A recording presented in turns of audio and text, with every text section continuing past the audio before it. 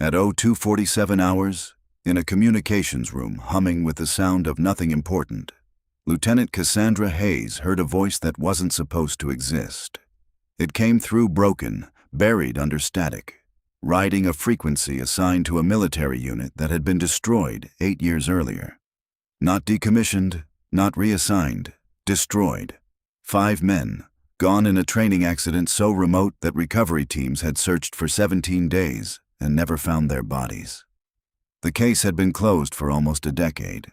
The men had been mourned, memorialized, and forgotten by everyone except the families who still kept their photographs on shelves that had gathered too much dust. So when Cassandra logged a transmission from a call sign that belonged to the dead, her supervisor told her exactly what she expected to hear. Old equipment, dying slow, mistaken for a ghost. She almost believed him, but the signal had a rhythm to it. 3 short bursts, a pause, 2 long ones, not decay, not static. A pattern, the kind a person makes when they're trying, against everything, to be heard. What Cassandra didn't know yet was that chasing that signal would put her career on the line, put her at odds with officers who wanted an old file to stay closed, and send her into mountain terrain that had already taken 5 lives once before. She didn't know that somewhere out there, someone had been waiting 8 years for a single person patient enough to keep listening. This is the story of the transmission that shouldn't have existed, and the woman who refused to let it go unanswered. The static had a rhythm to it.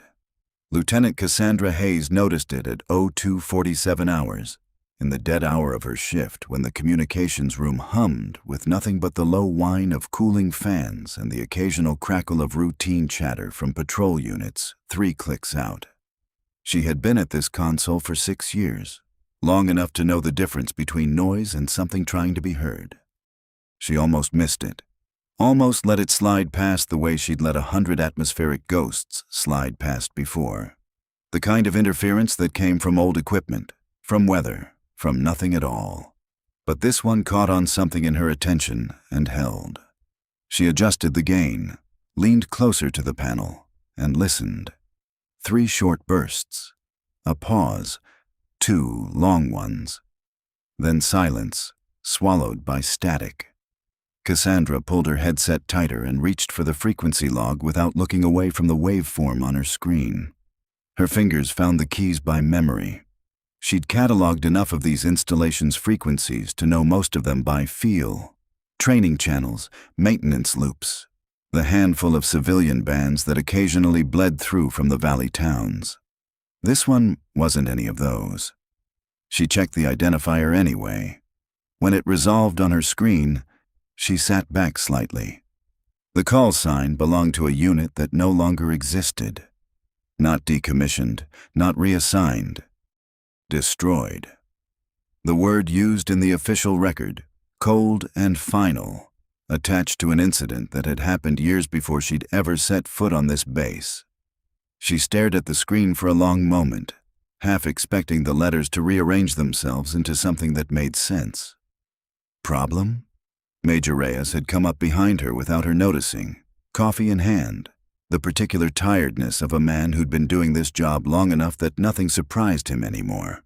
Cassandra had worked under him for 2 years. He respected her work, mostly. He also had a habit of treating her instincts like a liability she needed to grow out of. Got an anomalous transmission, she said. Weak signal, but it's tagged to a unit call sign that's been retired for...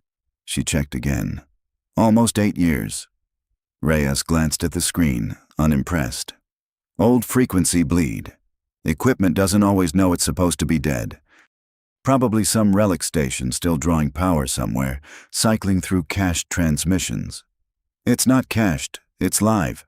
The pattern shifted between bursts. Or the equipment's degrading and the patterns just decay. He said it kindly enough. The way a man says something he said many times before to many different people. You know how this works, Hayes. Ghost signals aren't ghosts. They're old machines dying slow. She wanted to argue that dying machines didn't usually sound like they were trying to say something. But she'd learned, over 6 years of nights like this one, that arguing with Reyes when he'd already decided something rarely moved him. So she logged the transmission, flagged it as unresolved instead of dismissed, and let him walk away thinking the matter was closed. It wasn't closed. Not for her. She was 32 years old, and she had built her entire career on the belief that details mattered, that the things other people waved off as noise were often the things worth listening to twice. It was not a popular quality in a room where efficiency was prized over persistence. She knew what people said about her when she wasn't in earshot. Thorough. Also, difficult to work with, if you didn't have the patience for how she worked. She'd stopped minding the reputation somewhere around year 4. It came with the version of herself she actually respected. She played the recording back twice more before her shift ended. Headphones pressed hard against her ears, eyes closed, trying to hear past the static to whatever was underneath it. The pattern held both times. 3 short, pause, 2 long. It wasn't random. Randomness didn't repeat itself with that kind of consistency. At 0600, when her relief arrived, Cassandra didn't go back to her quarters right away. She sat in the break room with a cup of coffee going cold in front of her, turning the call sign over in her mind like a stone she couldn't put down. She knew, in the practical, career-minded part of her brain, exactly what she should do with a signal like this. Log it, flag it for maintenance review. Let someone else decide whether it mattered. That was the sensible path, the one that wouldn't put her name next to a decision that might embarrass her later. But there was another part of her, the part that had chosen this job in the first place, that had spent 6 years learning to hear the difference between a machine's meaningless echo and something that sounded, even faintly, like a person trying to be found. And that part wasn't going to let it go. Before she left the building, she stopped by the records office and requested the archived file on the unit, whose call sign didn't belong to the living anymore. The clerk behind the desk looked at the request twice before entering it. "That one's old," he said. "You sure?" "I'm sure," Cassandra said, though she wasn't, not entirely. She only knew she wasn't going to be able to sleep until she'd read it. The file took 2 days to arrive, and when it did, it was thinner than Cassandra expected. She'd requested plenty of archived incident reports before, training accidents, equipment failures, the occasional disciplinary record, and most of them ran long, padded with statements, diagrams, sign-offs from half a dozen departments covering themselves against liability. This one was 11 pages. For 5 men presumed dead, 11 pages felt like an insult. She read it at her desk during her off hours, the overhead light buzzing faintly, a cup of coffee she wouldn't finish sitting at her elbow. The unit had been on a night navigation exercise in a remote mountain region roughly 6 hours from the installation by vehicle, longer on foot. High elevation, unstable terrain, weather that turned without warning. According to the report, a rock slide had struck their position sometime after 0300. Recovery teams found equipment, part of a collapsed shelter, and evidence consistent with a significant slide event. No bodies were recovered.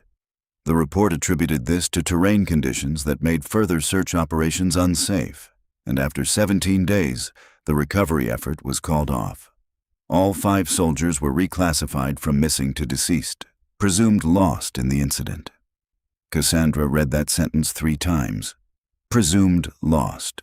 Not confirmed. Presumed. She kept reading. The report was strange in the way that bureaucratic writing sometimes was, technically complete, but hollow where the important information should have been. There was no clear account of what exactly the unit had been doing at 0300 during a training exercise that should have had them in fixed positions hours earlier. There was a redacted section regarding prior equipment status that gave no further explanation. And there was no mention, anywhere in the document, of a beacon or relay station in that area, which struck her as odd because emergency equipment logs for that period should have shown something. She pulled the equipment logs next. It took longer than it should have. Records from that era hadn't been fully migrated to the current system, and she had to submit a second request just to get someone in archives to physically locate the older files. When they came through, she found a maintenance record for a relay station in that region, installed years before the incident. intended to boost distress signals across dead zones in the terrain. The last service entry was dated 4 months before the incident. After that, nothing. No decommission order. No further maintenance requests. It simply stopped appearing in the records, as if someone had closed the file without closing the equipment. That didn't sit right with her either. She thought about who might still remember this well enough to talk about it honestly, and one name came to mind. Retired Master Sergeant Elias Frank, who had led parts of the original recovery search. She found a contact number through a mutual connection in personnel and called him that evening, keeping her tone light, professional, careful not to spook a man who owed her nothing. He was cordial at first. Then she mentioned the unit by name, and his voice changed. Not hostile, but tighter, more careful. That was a hard search, he said. Bad terrain, worse weather. We did everything we could out there. I believe that, Cassandra said. I'm not questioning the search. I'm trying to understand what happened before it. There's a gap in the record I can't account for. A long pause on the line. Some things don't get written down clean, Lieutenant. Doesn't mean anything was wrong. Just means it was a mess, and messes don't fit neat paperwork. Did you ever think any of them could have survived?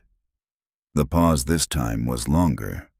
I think about that mountain more than I'd like to admit, he said finally. Leave it alone. Some ground doesn't give you answers. It just takes people who go looking for them. He ended the call soon after, polite but firm, and didn't pick up when she tried again 2 days later. Cassandra sat with that conversation for a long time. There was something underneath his caution that felt less like superstition and more like guilt.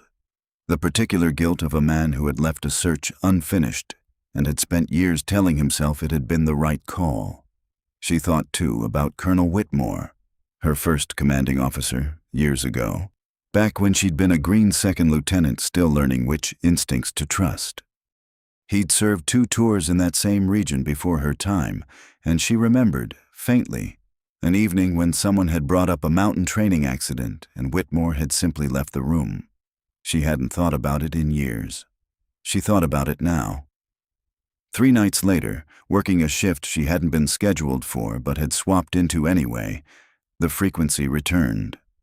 Weaker this time, barely rising above the noise floor, but present.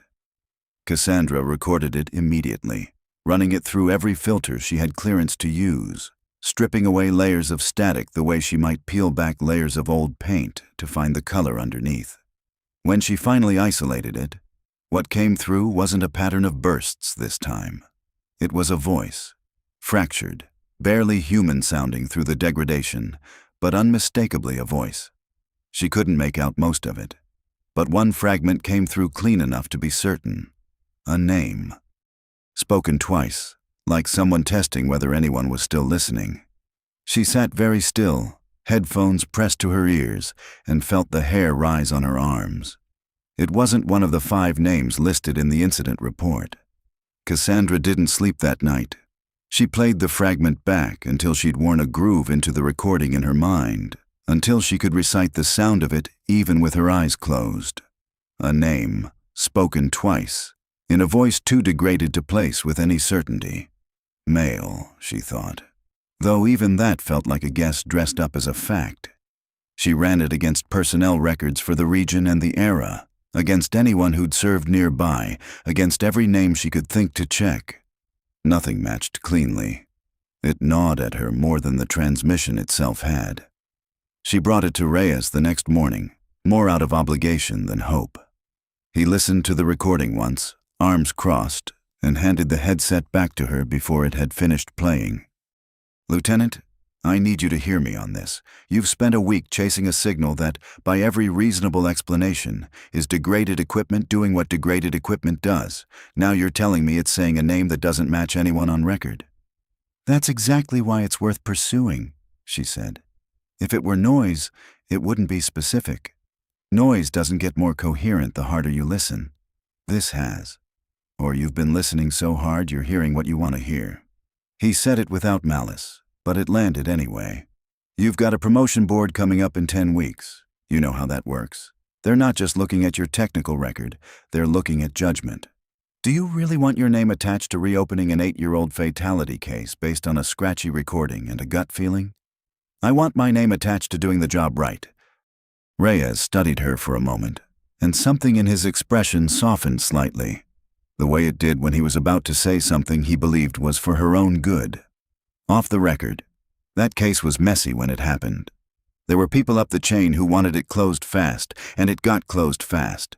If you go digging and it turns out there's a reason it was closed that quickly, you're not going to be thanked for finding it. You understand what I'm telling you? She did understand. He was telling her, as gently as a warning could be delivered, that this wasn't just an old accident. It was something someone had wanted buried, and the people who'd done the burying might still be around to resent her for the exhuming. It didn't change her mind. If anything, it hardened it. She found an ally in Sergeant Maya Okafor, a logistics specialist she'd worked alongside for 2 years and trusted more than most people on the base. Mia had a talent for finding things in records that weren't supposed to be findable, a skill she'd earned through sheer stubbornness rather than any formal training. And when Cassandra explained what she was chasing, Mia didn't ask her to justify it. You know Reyes is going to hear about this eventually, Mia said, pulling up an old satellite maintenance database on her terminal. I know. You know that doesn't seem to be stopping you. I know that too. Mia huffed something close to a laugh and got to work. Between the two of them, over 3 long evenings, they cross-referenced old satellite pass records against the equipment logs Cassandra had already pulled. What they found didn't answer everything, but it answered enough to keep going. There had been a relay station, a small, low-power emergency beacon repeater, the kind installed in dead zones to catch and boost distress signals that would otherwise never reach a base. It had been built into the mountain terrain years before the incident, tucked into a position chosen for elevation rather than accessibility. According to every record they could find, it had never been formally decommissioned.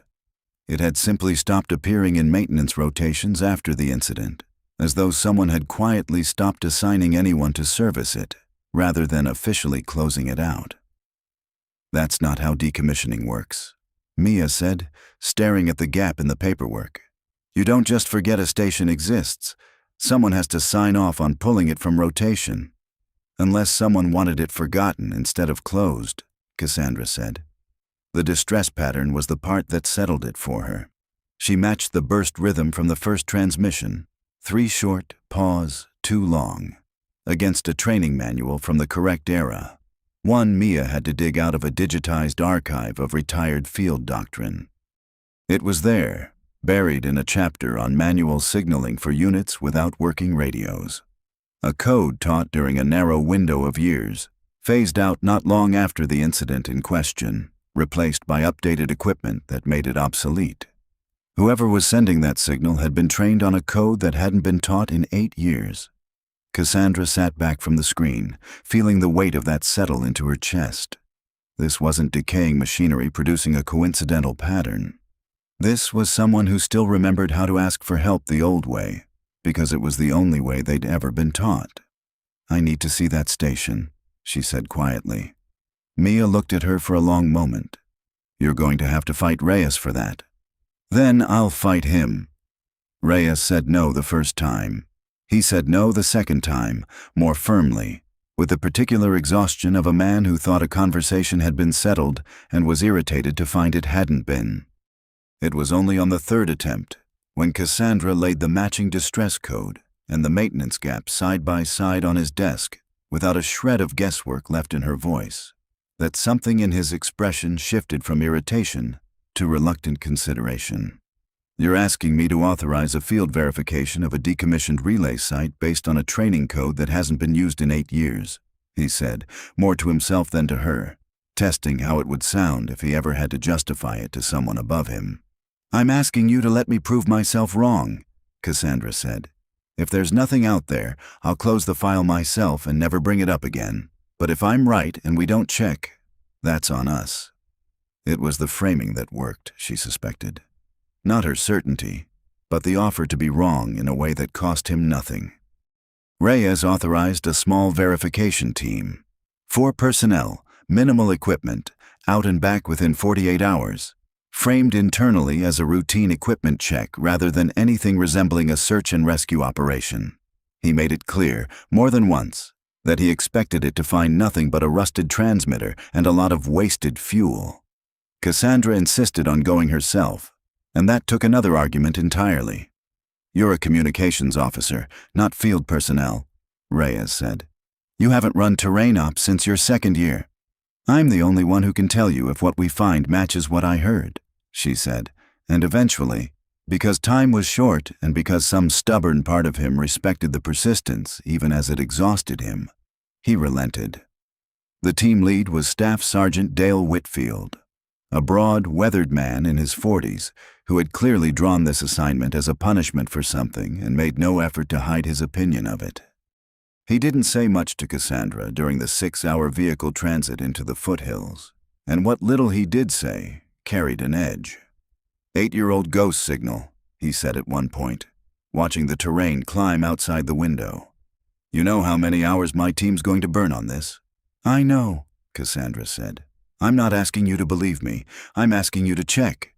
He grunted something that wasn't quite agreement and left it there. The terrain turned brutal once the vehicles could no longer manage it. They hiked the last 4 miles on foot, elevation climbing steadily, the air going thin and cold, in a way that made Cassandra's lungs ache in a manner she hadn't felt in years.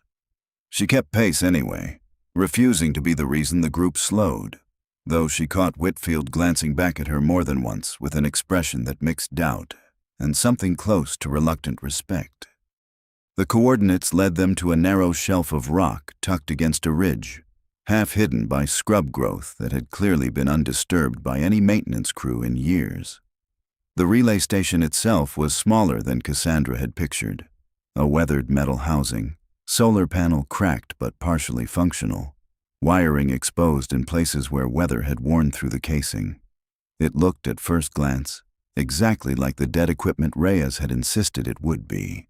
But there were other things nearby that didn't belong to a dead site. A lean-to built from scavenged tarp and branches, weathered but clearly maintained, repaired in places with deliberate care.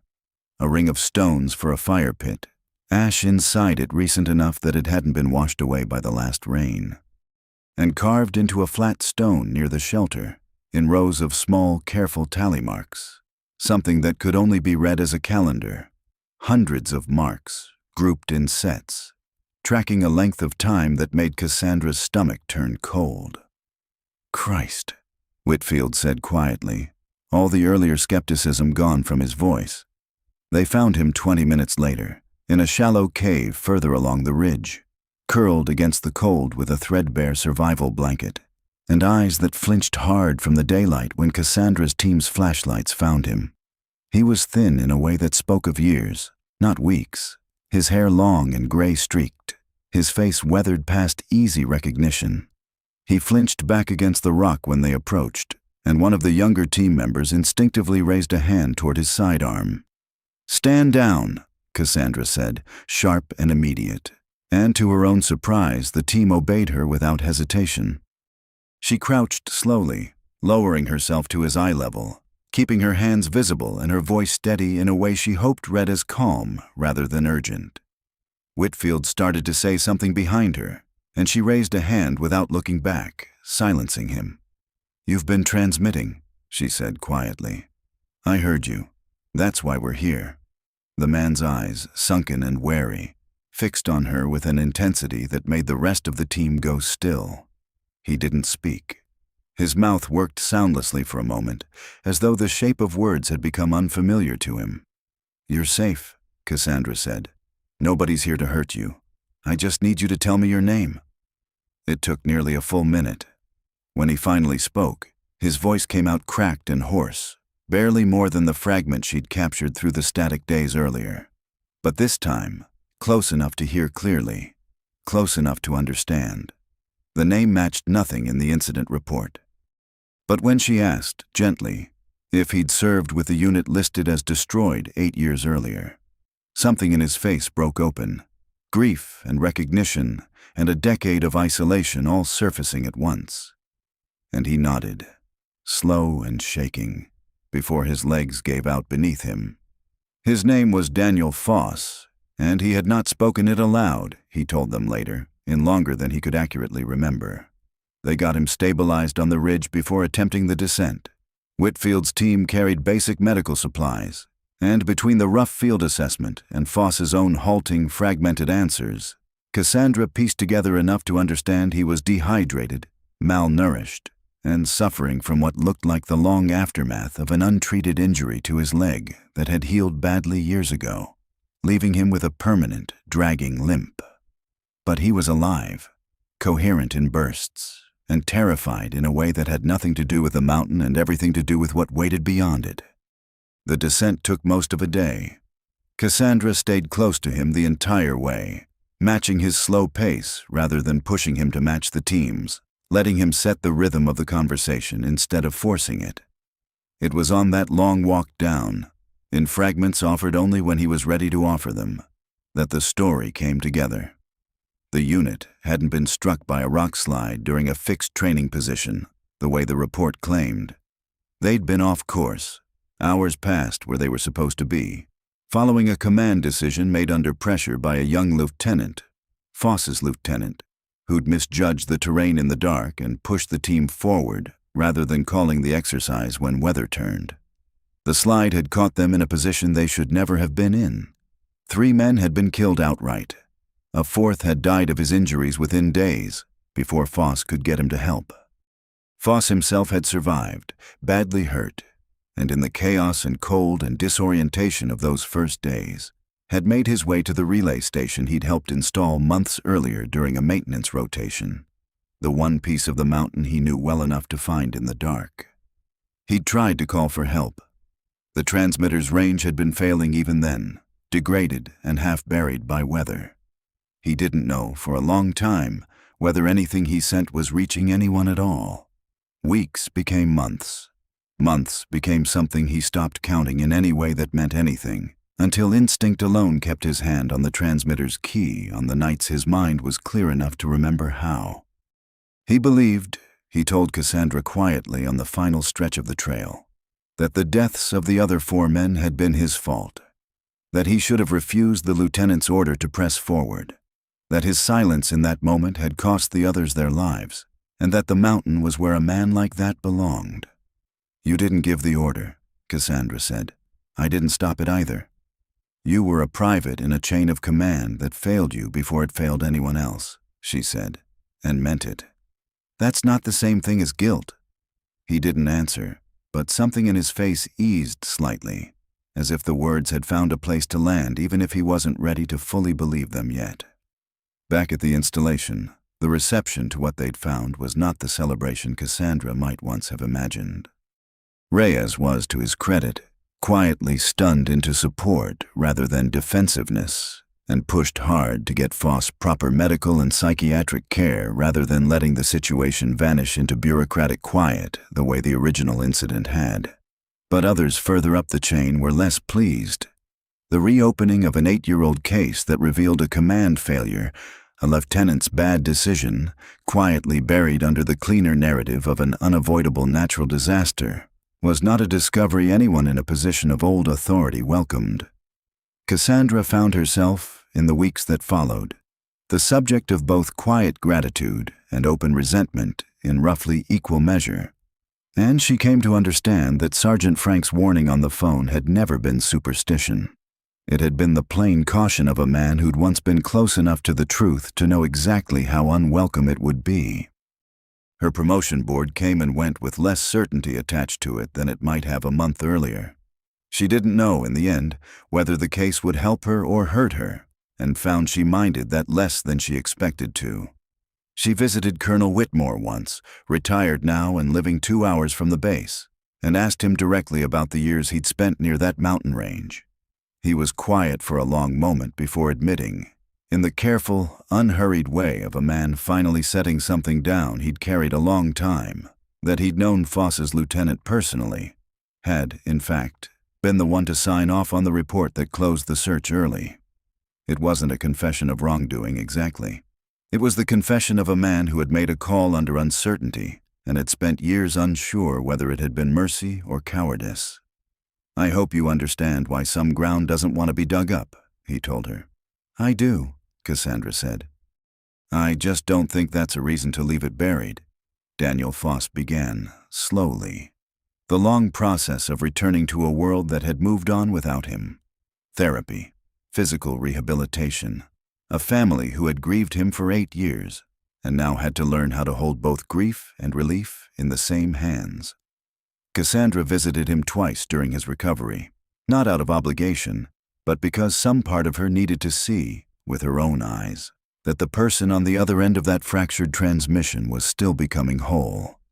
She thought, often in the months afterward, about the particular kind of stubbornness that had kept her listening long after everyone around her had decided there was nothing left to hear. It wasn't a talent, exactly. It was closer to a refusal to let a signal, however faint, go unanswered simply because it was inconvenient to keep listening. She went back to her post in the communications room not long after, back to the quiet hum of night shifts and the low static of frequencies that mostly carried nothing at all. But she never again dismissed a signal simply because it was easier to call it noise. Some voices, she had learned, only needed someone patient enough to keep listening until they became clear. And that's where we leave Lieutenant Cassandra Hayes, back at her post, listening to the quiet hum of the night shift, forever changed by the voice she refused to let go unanswered. Thank you for watching this story to the end.